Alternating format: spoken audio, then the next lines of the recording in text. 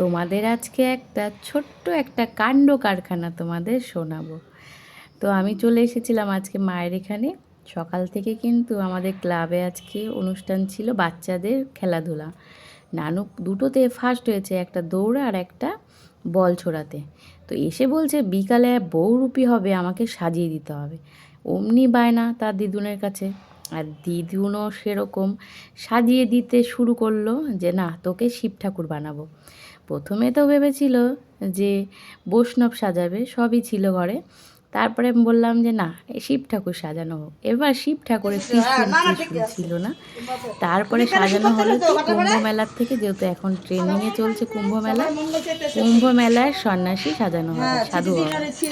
তো সেই লুকটাই কিন্তু ফুল ওকে দেওয়া হয়েছে। তো দিদুনের হাত ধরে কিন্তু সাধু বাবা আমাদের কিন্তু চলে যাচ্ছে। আর চলে এসছে মাঠে। মাঠে আসার পরে এক একজন তো সেজেছে। কেউ বাসনালা, কেউ রাস্তা পরিষ্কার করছে, কেউ গাছ লাগাচ্ছে, কেউ অ্যাক্সিডেন্ট হয়ে পড়ে আছে। সতর্কতা, এটা হচ্ছে গিয়ে পার্বতীর শিব নেই। তো যাই হোক, বাচ্চারা কিন্তু টুকটাক ভালোই সেজেছে। তার মধ্যে নানুকে কিন্তু একটু অন্যরকমই লাগছিলো, ওরকম পোশাক টোশাক পরে অন্যরকমই। আমরা প্রথমে ভেবেছিলাম হয়তো ওকে ফার্স্ট করবে। তো যাই হোক, পরিবেশ সচেতনতা নিয়ে ফার্স্ট করেছে ওদেরকে। তো নানুকে জিজ্ঞাসা করছে, নানু বলছে দেখো। ও তো সাধু বাবার নাম না? নানু নানু পাগলা, নানু পাগলা, নানু কোথায়? দাদি কোথায়? দাদি না থাকলে তো সাধু হয় না। বাচ্চা সাধু আমি। হ্যাঁ, বাচ্চা হয়ে সাধু হয় না।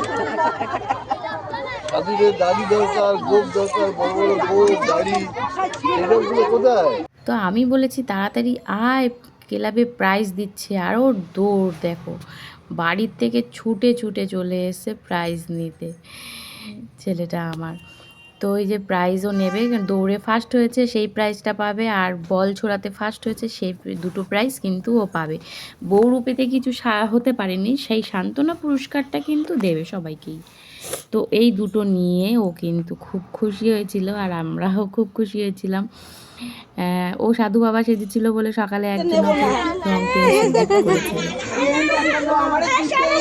গিফট করেছিল। তিনটে পেয়েছো? তিনটে? সান্ত্বনা পুরস্কার পেয়েছে, ভালো হয়েছে।